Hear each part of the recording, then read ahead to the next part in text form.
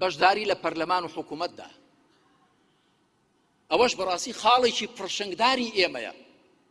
وەکو باسمان کردو پێستان کەم جار دووبارێکم ناڵێن کەم و کوڕی نەبووە، بەڵام لە چاو خەڵکی دیکە ئێمە زۆر دیار بووین. پەرلەمانتارەکانمان، سکرتێری پەرلەمانمان، پەرلەمانتارەکان لە پەرلەمانی کوردستان، لە ئەنجومەی نوێنەرانی عێراق سەریان بەرز بووە، ڕوویان سوور بووە، یەکبەدە بووین لە چاو خەڵکی دیکە. هەروەها لە ئەزموونی حکومڕانیدا، لە ئەزموونی حکومڕانیدا لە ئاستی وەزارەت و لە ئاستەکانی دیکەی حکوومەتی خۆجێیی و قایم مەقام و مدیر ناحی ئەوانە خەڵکەکە ئێمە دیار بووە، شوێن پەنجەی دیار بووە، ئاماژەی بۆ کراوە. بەڵکو لە ئەزموونی معارەزەش ئێمە دابوو دەستورێکی تازەمان داهێنا، بەڵام زۆر جار ڕەنگە خۆمان باش قەدری نەزانین. ئێمە بۆ یەکەم جار ئەو کاتە کە دەیانگوت دەبێ ئۆپۆزیسیۆن و معارەزە دوژمنی حکوومەت بێ، هەر بێوێ ناشیرنی کا بیر ڕوخێنی. ئەو کاتە مۆدێل وابوو. ئەو کاتە من گوتم نا ئەوە هەڵەیە. هەڵبژاردن کراون، تەزویر و فرتوفێڵ زۆر بووە، شتی خراپ زۆر کراوە، بەڵام ئێمە لەگەڵ مەبدەئەکانی خۆماندا ڕاستمان کردووە.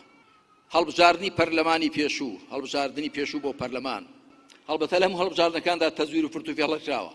ئەو جارە زۆر زەخ بوو. ئەو کاتە من ڕامگەیان گوتم ئەو سێ کورسیە هی ئێمە نین، بەڵام کە ڕەتمان کردەوە نەچوین بڵێین دنیاگەر بۆ من نەبێ با کاول بێ، هەندێک کەس وا بیر دەکاتەوە، ئەوە ئیمانی هەبی وا بیر ناکاتەوە.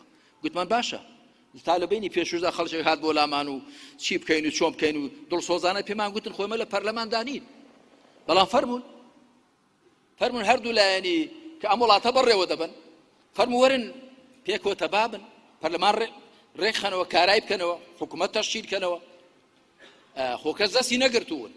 باشە ئێمەی تێدانین، بەڵام ئێمە ناڵێنە گەر دنیا بۆ ئێمە نەبێ با کاول بێ. نا هەرگیز.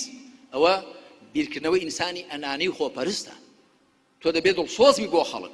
ئەم وڵاتە پێویستی بە پەرلەمانێکەیە، بەڵێ ئێستا تەعتیل کراوە پەک خراوە. ئەم وڵاتە پێویستی بە حکوومەتێکەیە، ئەم وڵاتە پێویستی بە دەسەڵاتێکی دادوەری پاک و بێلایەن هەیە کە نیمانە ئەوە نوختە زۆفە. دەبێت بە زووترین کات دەستی لێ بجۆڵێنین ئەوانە پەیدا بکەینەوە، دەبێت بە زووترین کات شکۆ بجێڕینەوە بۆ دامەزراوەکانمان.